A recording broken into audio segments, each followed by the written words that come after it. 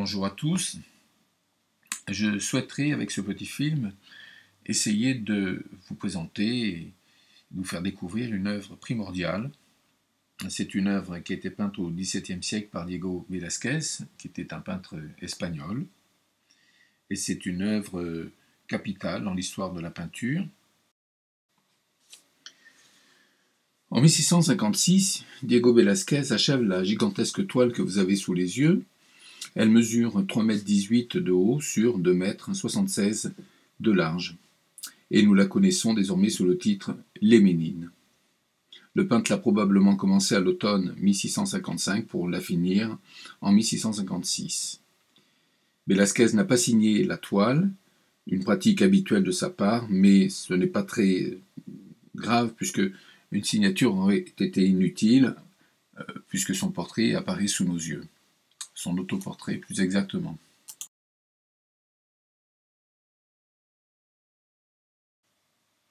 Qu'est-ce que les Ménines? À l'origine, le mot vient de l'espagnol menina et signifie demoiselle d'honneur. Elles sont au service d'un prince ou d'une princesse de la cour d'Espagne. Les Ménines devaient suivre la reine ou la princesse dans tous leurs déplacements.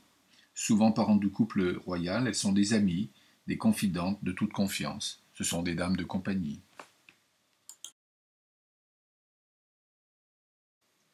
Les personnages des Ménines ont-ils réellement existé? Eh bien oui, Velázquez a peint de véritables personnes de la famille royale espagnole ou de sa cour. En plein centre, l'infante Marguerite Thérèse était l'une des filles du roi.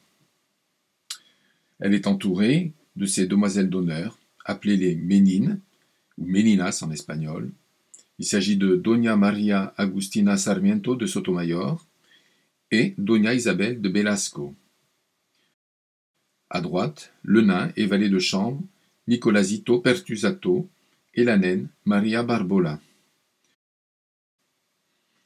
On peut voir dans les toiles des peintres espagnols et de Velázquez la représentation de nains. Ces nains étaient à la cour royale, ils faisaient partie, on va dire, du décor puisqu'ils étaient aussi très souvent de sang noble. Derrière, Doña Marcela de Ulloa, dame d'honneur de la reine, avec un garde anonyme. Le chambellan de la reine se tient à l'arrière. Le chambellan, c'est un gentilhomme au service du roi, une sorte de concierge de luxe. Il détient toutes les clés du palais, notamment. Et puis enfin, le peintre lui-même, au travail, devant une grande toile dont le spectateur ne peut voir que le revers. Notons également au premier plan la présence d'un chien. Il s'agit d'un matin castillan. Et celui-ci semble imperturbable, alors qu'il est taquiné par le nain Nicolasito Pertusato. Tout d'abord, nous sommes dans la résidence de l'Alcazar, le palais royal situé à Madrid. La salle représentée dans les Ménines n'est pas l'atelier du peintre, mais une galerie du deuxième étage. Grâce au plan de Gómez de Mora, on sait que cette salle mesurait environ 20 mètres de long, 5 mètres de large et 4 mètres de hauteur, qu'elle avait également 7 fenêtres d'un côté et 2 portes dans le fond, dont l'une ouvrant sur un escalier menant à l'étage supérieur. Velázquez, expert en architecture et en perspective, reproduit cet espace avec une grande exactitude. Il peint ainsi 5 des 7 fenêtres, ainsi que les tableaux de peintres qui ornaient les murs et que l'on voit tout au fond et sur la droite. Au total, on peut répertorier 11 toiles accrochées au mur, auxquelles il faut rajouter l'œuvre en cours de Velázquez, que nous ne voyons pas, mais aussi un cadre en plein centre de la peinture, et ce cadre nous montre un couple, un homme et une femme, dans ce qui semble être un miroir. Alors ce sont les reflets que nous pouvons voir sur cette image qui plaident pour l'idée que ce serait plutôt un miroir qu'une peinture. Alors s'il s'agit d'un miroir, ce miroir, qu'est-ce qu'il reflète?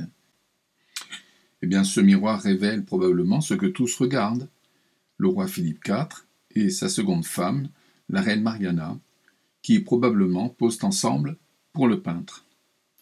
L'image dans le miroir est-elle le reflet du couple sur la toile, celle que nous ne voyons pas, celle que peint Velázquez, ou le reflet du couple royal posant face au peintre et donc à l'extérieur de la toile.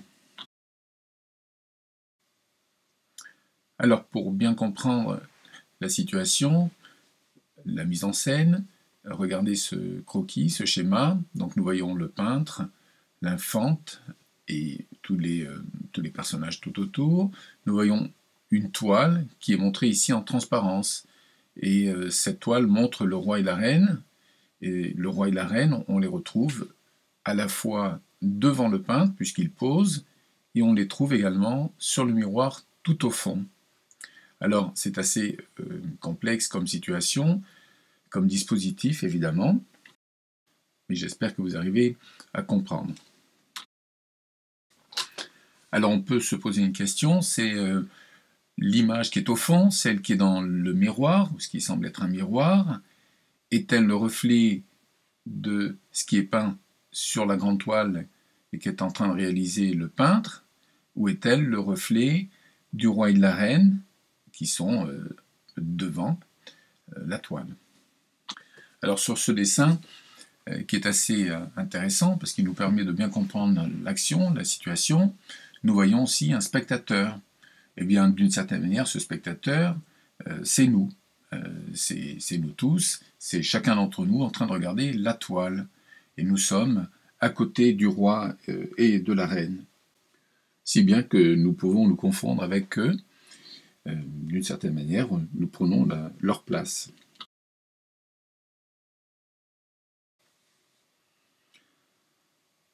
L'astuce du miroir est présente dans d'autres œuvres antérieures à Velázquez, et notamment, comme ici, dans Les époux Arnolfini de Van Eyck. Alors cette toile, Velázquez la connaissait bien puisqu'elle faisait partie des collections royales du roi, et donc il l'a probablement analysée, observée, il s'en est peut-être inspiré pour faire une proposition nouvelle où la question du regard est primordiale, comme dans Les Ménines. Revenons donc à notre toile. On peut émettre une interprétation intéressante de la scène. Donc l'infante se rend à l'atelier pour regarder l'artiste au travail. Elle demande de l'eau, on lui sert un gâteau également sur un petit plateau. Et au moment même où l'une des Ménines lui présente ce plateau, le couple royal fait son entrée. La Ménine qui est à droite fait donc une révérence. Le peintre interrompt son travail pour regarder les souverains. Et l'infante qui, une seconde auparavant, regardait le chien avec lequel jouait l'un des nains, tourne son regard vers les parents. On peut imaginer cette scène comme on peut imaginer d'autres scénarios. Alors, il faut parler également des relations entre Velázquez et le roi. Les contemporains savaient que le roi passait des heures entières à discuter avec Velázquez dans son atelier, pendant les longues séances de pause, puisque Velázquez a peint une quinzaine de portraits du roi, soit pendant qu'il travaillait à d'autres toiles. Donc une familiarité s'est instaurée entre les deux, pas une véritable amitié, mais il semblerait que Velázquez aussi était devenu une sorte de conseiller du roi.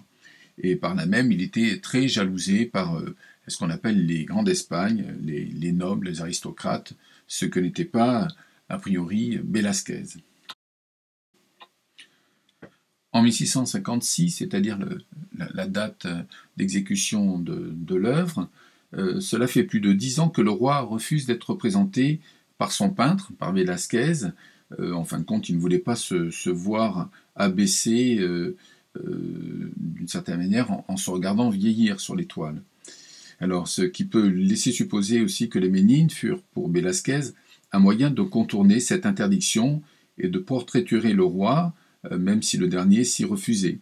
Et il a par ainsi aussi, par cela, contribué à créer une nouvelle catégorie de portraits de souverains.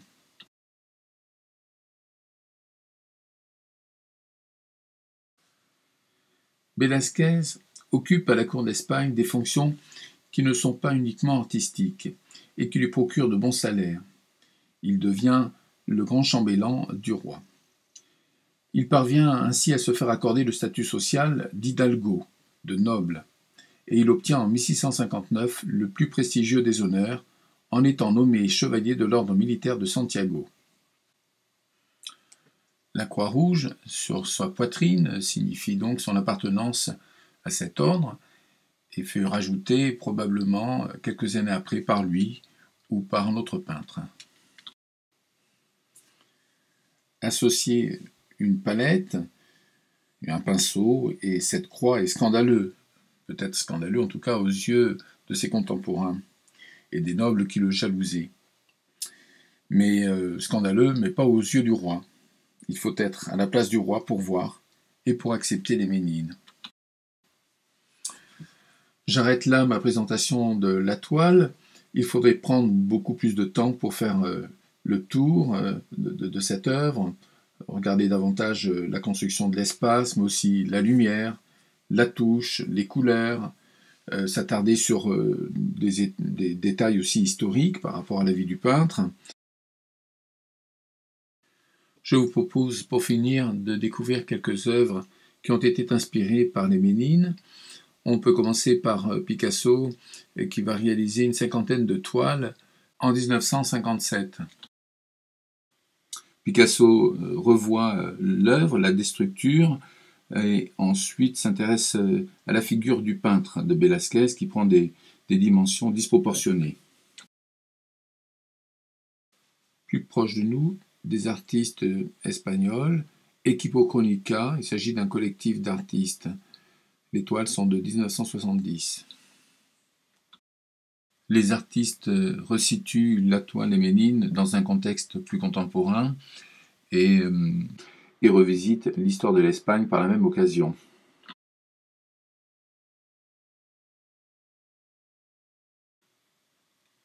Nous finirons l'exposé sur les Ménines avec cet hommage réalisé par Joël Peter Wittkid. Il s'agit d'une photographie qui date de 1987. Dans cette œuvre, le photographe revoit l'histoire de l'art en y mêlant des éléments qui proviennent d'autres toiles ou d'autres artistes comme Miro ou Delacroix. J'ai fini mon exposé. J'espère que ce n'était pas trop long, que vous n'êtes pas trop ennuyé, que vous avez appris des choses. C'est une œuvre en tout cas captivante, intéressante, énigmatique.